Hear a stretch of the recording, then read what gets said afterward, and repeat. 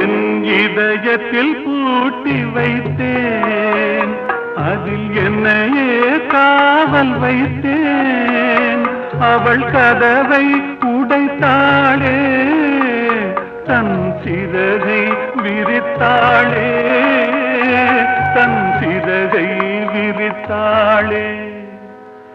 அவள் பறந்து போனாளே, என்னை மறந்து போனாளே.